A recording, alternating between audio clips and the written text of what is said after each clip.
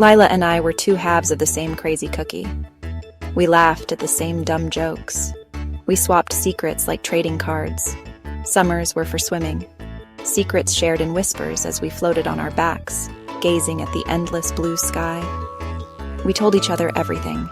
Lila was the peanut butter to my jelly, the Simon to my Garfunkel. We were inseparable, glued together since kindergarten. We knew each other's favorite colors, favorite foods, deepest fears.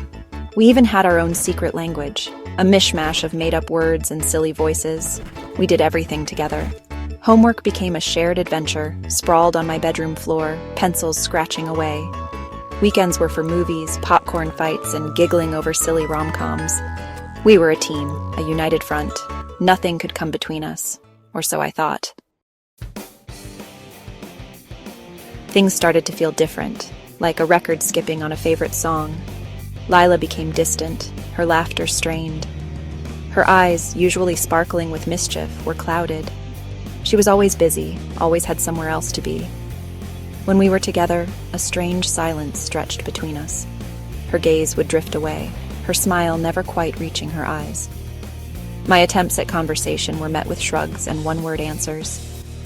One day, I overheard Lila whispering on the phone, her voice tight with urgency.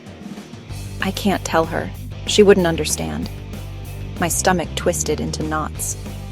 Who was she talking about? And what couldn't she tell me?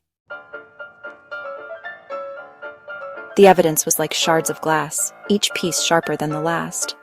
I found a note in Lila's handwriting, a note meant for my eyes. It was a cruel joke about me, mean-spirited and hurtful. My heart hammered in my chest. This couldn't be real. This couldn't be Lila.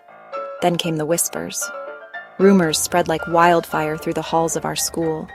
Stories about me, twisted and exaggerated, all originating from Lila. She had been feeding my secrets, our secrets, to anyone who would listen. Confrontation. It was inevitable, like a storm brewing on the horizon. We stood there, face to face, the air thick with unspoken words. Her eyes were red-rimmed, but she couldn't meet my gaze. Why? I choked out, the single word heavy with betrayal. The apology never came, just excuses, justifications that rang hollow in my ears. The girl I thought I knew, the girl who had been my other half, was gone. In her place stood a stranger, someone I no longer recognized.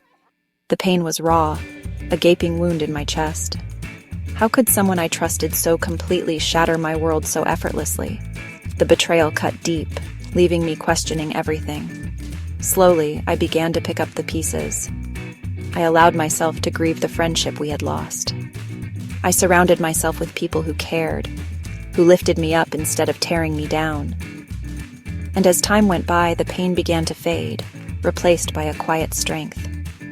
I had survived this, and I would survive whatever life threw my way.